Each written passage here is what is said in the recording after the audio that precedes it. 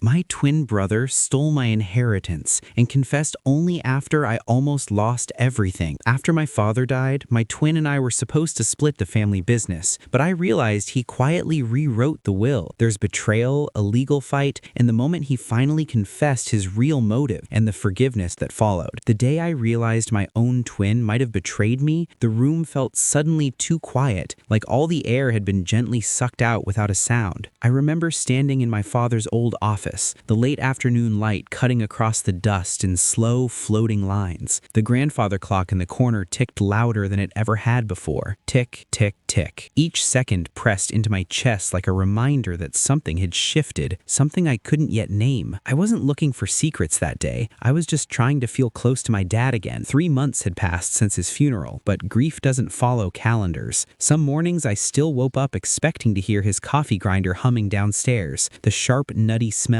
drifting through the house. Instead, there was only silence and the faint creak of old floorboards settling. My brother Daniel and I were identical twins. Same face, same dark hair, same crooked smile that came from our mother's side. But somewhere along the way, our lives had bent in different directions. I stayed close to the family business, working alongside Dad at the small manufacturing company he'd built from nothing. Daniel moved into finance, chasing bigger cities, bigger deals, bigger promises. Still, we'd always been close. Or at least that's what I believed. Growing up, we shared everything: clothes, secrets, inside jokes that no one else understood. Even as adults, our phone calls were easy, filled with casual teasing and memories we'd have forgotten until one of us brought them up. When Dad got sick, Daniel flew back every other weekend. He sat by the hospital bed, holding Dad's hand in that quiet way that said more than words ever could. So when Dad passed, there was no question in my mind that we would honor his wishes together. He'd told us many times, over Sunday dinners, over burnt toast and strong black coffee, that the business would go to both of us equally. "You boys built this with me," he'd say, pointing his fork like a judge's gavel. "You'll run it together when I'm gone. Just promise me you won't fight." We promised, both of us. In the weeks after the funeral, life settled into a strange new rhythm. I kept going into the office every morning, unlocking the door, flipping on the lights, greeting the familiar hum of machines like old friends. The smell of oil and warm metal grounded me. It felt like Dad was still there somehow, tucked into the walls. Daniel stayed in town longer than I expected, working remotely from our childhood home. At night, we'd sit on the porch with 2 beers, watching the sun sink behind the trees. Sometimes we talked about the future of the business, expansion ideas, hiring plans, small improvements. Other times, we just sat quietly, listening to crickets and the distant bark of a neighbor's dog. It felt normal, comforting even. That's why the first small unease caught me off guard. It was something trivial, really. A casual comment Daniel made while scrolling through his phone at the kitchen table. "I talked to the lawyer today," he said, not looking up. I paused with a mug halfway to my lips. "Which lawyer?" "The estate attorney." "Just tying up loose ends." Loose ends. The phrase lingered in the air. I nodded slowly, trying not to overthink it. "Oh, good," I said. "Anything I need to know?" He shrugged. "Nah, just paperwork." His voice was easy. Too easy. Later that night, as I lay in my childhood bedroom staring at the faint glow of streetlight on the ceiling, that moment replayed in my head. Dad's will had already been read. Everything seemed straightforward. Why would there still be loose ends? I told myself I was being paranoid. Grief does strange things to the mind. It looks for threats even when there aren't any. But over the next few days, small things kept stacking up like pebbles in my shoe. Daniel started taking phone calls outside. He kept his laptop angled away from me. When I asked about timelines for transferring ownership officially, he brushed it off. "The lawyer's handling it. Don't stress." One evening, I noticed a thin manila folder tucked into his backpack when he left the house. My name wasn't on it, and Dad's wasn't either. Just a printed legal letterhead I didn't recognize. I stood in the hallway long after the door closed behind him, the faint echo of his footsteps still ringing in my ears. Something was off. I didn't want to believe it. The idea felt almost insulting, like questioning gravity or the sound of your own heartbeat. Daniel was my twin, my other half. If I couldn't trust him, who could I trust? Still, that night, the ticking of the old clock downstairs seemed louder than ever. Tick, tick, tick. Each second nudged a quiet fear awake inside me, and I didn't yet know how much it was about to cost me. I tried to smother the unease the way you might cover a small flame with your hand, quickly, instinctively. instinctively, hoping it wouldn't leave a mark. I kept busy at the shop, throwing myself into inventory counts, vendor calls, machine maintenance. The steady rhythm of work had always been my anchor. Numbers made sense. Steel behaved the way it was supposed to. People didn't always. But even there, the cracks started to show. One afternoon, Marissa from accounting stopped by my office doorway, clutching a clipboard against her chest. Her eyebrows pinched together in that careful way she got when something didn't quite line up. "Hey," she said softly, "quick question about the ownership paperwork." I rolled my chair back. "Sure, what's up?" She hesitated, glancing down the hall like she was checking for someone. "I got a preliminary update from the bank regarding the transfer of authority. It only listed one principal." My stomach tightened. "One?" She nodded slowly. "Yeah, Daniel's name." For a second, the room felt tilted, like the floor had shifted a few degrees off level. I forced a small laugh. "That can't be right. We're splitting everything 50-50. "That's what I thought too," she said. "I figured it was probably just an administrative error, but I wanted to flag it." I thanked her and watched her walk away, her footsteps fading into the low mechanical hum of the shop. My fingers stayed curled around the armrests longer than necessary. The vinyl felt cold against my skin. Administrative error. That's what I told myself again, but the doubt had found a place to settle now. It wasn't loud or dramatic. It was quiet, like a hairline crack in glass, easy to ignore until the pressure builds. That evening, I brought it up casually while Daniel was making pasta in the kitchen. The smell of garlic and olive oil filled the air, warm and comforting, like all the dinners we'd shared growing up. "Marissa mentioned something weird today," I said, leaning against the counter. "Bank paperwork only had your name on it." Daniel didn't turn around immediately. He stirred the pan a little too long before answering. "Yeah, the lawyer said it might show that way temporarily," he replied. "System updates lag sometimes." "Okay," I said slowly. "Just wanted to make sure." He finally glanced at me and smiled. "Relax, you're still my partner, man." Partner. The word should have reassured me. It didn't. Over the next week, little inconveniences started cropping up, things that felt unrelated until they suddenly didn't. A supplier called asking why I was no longer listed as an authorized signer. A routine payroll approval bounced back from the bank. When I tried accessing a financial dashboard we'd both always used, my login no longer worked. Each time, Daniel had an explanation. The system's migrating, security updates, temporary restrictions. Each explanation sounded reasonable on its own. Together, they began to feel like fog. The real jolt came when I received a letter in the mail. It was from the bank. I stood by the front door with the envelope in my hand, the paper heavier than it should have been. The return address was stamped in neat blue ink. My name was typed precisely across the front, impersonal and clean. Inside was a formal notice stating that my access to several business accounts had been revoked due to a change in ownership authority. Revoked. The word punched the air out of my lungs. I reread the letter twice, then a third time, hoping I'd misunderstood something simple, something stupid. But the meaning didn't change. I was no longer recognized as an owner. My fingers trembled as I folded the paper back into the envelope. The house felt suddenly foreign, the walls too still, the quiet too thick. Somewhere upstairs, a floorboard popped as the temperature shifted. Daniel wasn't home yet. I sat at the kitchen table, staring at the wood grain where we'd carved our initials as kids. My heartbeat thudded loud in my ears. A dozen explanations ran through my mind. Clerical error, miscommunication, legal lag, but none of them fit the growing weight in my chest. When the front door finally opened, I didn't bother with small talk. "We need to talk," I said. Daniel froze halfway through taking off his jacket. "About what?" I slid the envelope across the table. "About this." He opened it slowly, too slowly. His eyes moved across the page, and something flickered behind them. Not surprise, not confusion, something closer to resignation. "It's probably temporary," he said carefully. "No," I replied, my voice steady in a way that surprised even me. "This says my access has been revoked because ownership changed. That's not temporary." Silence stretched between us. The kitchen clock ticked, tick, tick. He exhaled and rubbed the back of his neck. "Look, things got complicated." "Complicated how?" how. He didn't answer right away. His gaze dropped to the floor. For the first time since Dad died, Daniel looked small, uncertain. "I was trying to protect us," he said finally. A cold wave slid through me. "Protect us from what?" he swallowed. "From losing everything." The words hung in the air, unfinished. My chest tightened. "Daniel, what did you do?" He opened his mouth, then closed it again, and in that pause, that fragile, trembling silence, I felt the first real crack in the foundation of our trust. The overhead light hummed faintly, casting a pale glow over the kitchen table where the envelope still lay like a quiet accusation between us. "Say something," I urged, my voice lower now. "Please." He pulled out a chair and sat down heavily, elbows resting on his knees, his hands clasped and unclasped like he was trying to hold on to something slippery. "I didn't mean for you to find out this way," he said. My throat tightened. "Find out what way?" He closed his eyes for a brief second, then looked up at me. "I had the will amended." The words landed with a dull thud in my chest. "Amended?" I repeated slowly. "Dad's will?" Daniel nodded. "Before he passed, I handled the paperwork." My mind scrambled, reaching for logic, for some rational explanation that would make this less catastrophic than it sounded. "That's impossible. Dad would have told me. We talked about it all the time." "He wasn't thinking clearly near the end," Daniel said quickly. "He trusted me to take care of things." A pulse of heat rushed up my neck. "Take care of things how?" Daniel hesitated, then spoke so quietly I almost missed it. "He left the business to me." The room felt like it folded inward. My ears rang faintly, like after a sudden loud noise. I stared at him, searching his face for any sign that this was some twisted joke. "You're saying you own everything?" I said. "All of it?" He nodded again. "Legally, yes." Something broke loose in my chest. Not a scream, not a sob, but a deep, hollow ache. I pushed my chair back and stood, the legs scraping sharply against the tile. "You stole my inheritance," I said, my voice trembling now. "You stole Dad's business from me." "I didn't steal it," Daniel shot back, finally meeting my eyes. "I protected it. By cutting me out?" He stood too, his hands raised in frustration. "You don't understand what was happening behind the scenes." "Then make me understand," I said. Daniel paced a few steps, running a hand through his hair. "Dad had outstanding loans you didn't know about. Old equipment financing, lines of credit tied to expansion plans that never fully materialized. If the bank saw two equal owners with no clear majority decision maker, they were going to tighten terms, maybe even call in debt. I've seen this happen 100 times in finance. Businesses collapse over technicalities." My heart pounded as he spoke, half of me wanting to believe him, half of me recoiling from the betrayal, no matter the justification. "So your solution," I said slowly, "was to secretly rewrite the will?" "I had Dad's consent," he insisted. "He signed it while he was medicated, while he barely knew what day it was." My voice cracked. "You took advantage of him. That's not fair," Daniel snapped. "I was trying to save what he built, at my expense." The silence that followed was thick and heavy. I could hear the refrigerator cycling on, the faint buzz of electricity in the walls. My hands curled into fists at my sides. "You didn't even tell me," I said. "You let me keep working like nothing changed. You let me think we were partners." Daniel's shoulders sagged. "I didn't know how to tell you." "That's not an excuse." "No," he admitted quietly, "it's not." I walked past him, needing space, air, anything to steady the storm inside me. In the living room, the late sunlight slanted through the blinds, striping a couch where Dad used to nap on Sunday afternoons. The receptionist recognized me and offered a gentle smile. I asked if I could speak with one of the nurses who'd cared for my dad most often, a woman named Elaine, who always wore lavender hand lotion and spoke with quiet patience. She remembered him immediately. "He liked the baseball games on TV," she said, smiling faintly, "even when he couldn't really follow the score anymore." That sentence tightened something in my chest. I carefully explained why I was there, choosing my words with respect and honesty. Elaine listened, her brow furrowing slightly. "I can't discuss medical specifics," she said gently, "but I can tell you that during his final weeks, there were days he was alert and days he was not. Medication affected his clarity sometimes. Was he ever signing documents? I asked. She hesitated. I remember one afternoon a man brought paperwork. Your brother, I believe. Your father seemed tired that day. My pulse quickened. Did he understand what he was signing? Elaine pressed her lips together thoughtfully. He asked me what day it was, and whether your mother was coming to visit. My breath caught. Mom had passed away years earlier. Thank you, I said quietly. I left the facility with a strange mix of gratitude and sadness swirling inside me. It wasn't proof, not yet, but it was a thread, a fragile one. Still, it was something. Next, I went through Dad's old files at home, folders stuffed with handwritten notes, invoices, faded receipts, appointment calendars. The faint smell of paper and dust filled the room. My fingers brushed across his familiar handwriting, each loop and slant stirring memories of him teaching us to write our names as kids. In one of his notebooks, I found a brief entry dated just 2 days before the amendment. Confused today. Daniel brought papers. Need to rest. My hands trembled slightly as I read it again. That night, I met with my lawyer and showed her the note and recounted Elaine's memory. Her eyes sharpened with interest. This strengthens your case, she said. It suggests impaired capacity at the time of signing. For the first time in days, a small sense of grounding returned. We filed a formal challenge. The weeks that followed were emotionally exhausting. Statements were gathered, depositions scheduled. Daniel hired his own legal counsel. Communication between us dropped to cold, clipped emails. At the shop, the tension became palpable. Word spread quietly that the ownership was under dispute. Employees grew cautious, careful about what they said and to whom. Meetings felt stiff. Even the machines seemed louder, more impatient. Then came the hearing. The courthouse smelled faintly of polished wood and old paper. The hallway echoed with distant footsteps and murmured conversations. Daniel sat across from me in the waiting area, his leg bouncing nervously, his jaw clenched. We didn't speak. Inside the room, the judge listened carefully as evidence was presented. The timing of the amendment, medical testimony, Dad's handwritten note. Daniel's attorney argued intent and necessity, that Daniel had acted in the business's best interest, that Dad had trusted him. When Daniel took the stand, I watched his hands shake slightly as he gripped the edge of the podium. I was trying to save the company, he said. I didn't mean to hurt my brother. The judge's expression remained neutral. After hours of testimony, we were dismissed to wait for a ruling. 2 days later, the decision came. The amendment was deemed invalid due to concerns over capacity and undue influence. The original will stood. Ownership would be split equally. Relief washed through me so suddenly I had to sit down. My chest loosened for the first time in weeks. It wasn't victory in a triumphant sense. It was restoration, a sense of balance returning. But the ruling didn't erase the damage. Daniel faced quiet consequences. His credibility took a hit with certain lenders and advisors who became aware of the dispute. At work, the staff's trust wavered. Conversations grew guarded. Respect, once assumed, now had to be rebuilt, if it could be at all. And between us, something fragile remained broken. One evening, a few days after the ruling, Daniel showed up at my door. He looked tired, older somehow. I need to talk, he said. I hesitated, then stepped aside. The house was quiet except for the faint hum of the refrigerator. We stood awkwardly in the living room, the space between us filled with unsaid words. I'm sorry, he said finally, his voice low. I crossed a line. I studied his face, the familiar features that mirrored my own, and saw something I hadn't seen before. Regret.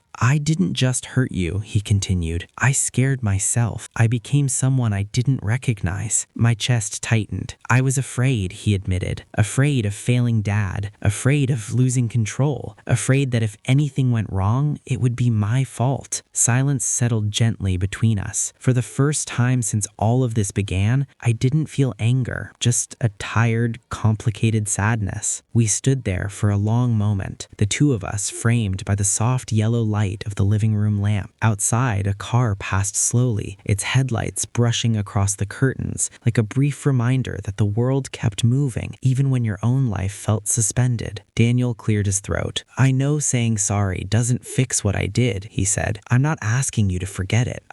I needed you to know the truth. I folded my arms loosely, not in defense, but in grounding. My heart still felt tender, like a bruise that hadn't fully healed. The truth matters, I said, but so so does what we do after it comes out. He nodded slowly. I'm stepping back from major decisions for a while. I don't trust my judgment right now. Maybe you should take the lead on operations. The offer surprised me, not because I wanted power, but because it sounded like accountability. Let's make decisions together, I replied after a moment, like we were supposed to. A faint, cautious smile touched his face. In the weeks that followed, we moved carefully, like two people learning how to walk across a cracked bridge. Conversations were honest, sometimes uncomfortable, but grounded in transparency. We established clear roles, documented approvals, shared access to everything. No more shadows, no more assumptions. Trust didn't rush back in all at once. It arrived in small, ordinary ways. In Daniel asking for my opinion before a contract call. In him leaving his laptop open on the kitchen table without flinching. In quiet morning coffees where the silence no longer felt heavy. One afternoon, months later, I found myself back in Dad's old office again. The same sunlight drifted through the window, catching dust in its slow dance. The grandfather clock still ticked steadily in the corner. Tick, tick, tick. But this time, the sound didn't feel ominous. It felt steady, patient, alive. I sat in Dad's chair and ran my fingers along the worn wood of the desk. I could almost hear his voice, not as a memory that hurt, but as one that guided. Take care of each other, he used to say. The business will follow. The smell of old leather and dust clung faintly to the cushions. My voice came out softer now, edged with hurt rather than anger. You took away my future without even giving me a choice. Daniel stood in the doorway. I was gonna make it right. When? I asked. After everything was already gone from my name? He didn't answer. That was when the reality truly settled in. Legally, financially, I was exposed. My income was tied to a business I no longer officially owned. If Daniel wanted, he could push me out completely. A chill ran through me. I need to talk to a lawyer, I said. Daniel's eyes widened slightly. You don't have to do that. Yes, I replied. I do. The next few days blurred into paperwork, phone calls, and long stretches of waiting that felt like holding my breath underwater. My attorney confirmed what I feared. The amended will was technically valid. Challenging it would require proving undue influence or lack of capacity, both difficult and emotionally draining paths. Meanwhile, the practical consequences hit fast. My access to company funds remained locked. Bills piled up at home. Automatic payments bounced. I had to borrow money from a friend just to cover groceries one week. The quiet embarrassment stinging more than I expected. At work, the atmosphere shifted subtly. People were polite, but cautious. Word travels fast in small companies. I caught fragments of hushed conversations, averted glances, sympathetic half-smiles. I felt like a ghost walking through a place that used to feel like home. One evening, as I sat alone in my car outside the house, the dashboard clock glowing 9:47 p.m., exhaustion finally caught up to me. My chest felt heavy, my thoughts tangled. I wasn't just losing money, I was losing my sense of belonging, my identity, my brother, and somewhere deep inside, grief for my father tangled itself into the betrayal, making it hard to tell which pain hurt more. That's when I realized I couldn't just wait for this to fix itself. I had to act. The next morning, I woke before my alarm, the pale gray light barely touching the edges of the curtains. My body felt heavy, like I'd spent the night carrying something invisible on my chest. For a few seconds, I lay still, listening to the distant sound of a garbage truck down the street and the soft tick of the bedside clock. Then everything rushed back. The letter, the will, Daniel's confession. I swung my legs over the side of the bed and sat there, elbows resting on my knees, breathing slowly until the dizziness settled. Panic wouldn't help me now. I needed clarity. I needed leverage, not revenge, not destruction, just truth and fairness. My lawyer had mentioned something important the day before. Any amendments to a will near the end of someone's life were vulnerable if there was proof of pressure, confusion, confusion or concealed intent, but those cases were built on details, timelines, witnesses, inconsistencies. So I started where my father's life had ended. I drove to the hospice facility that morning, the familiar route stirring up memories I wasn't ready for. The building smelled faintly of antiseptic and overbrewed coffee, the same way it had during those long final weeks. I finally understood what he meant. The inheritance wasn't just money or machinery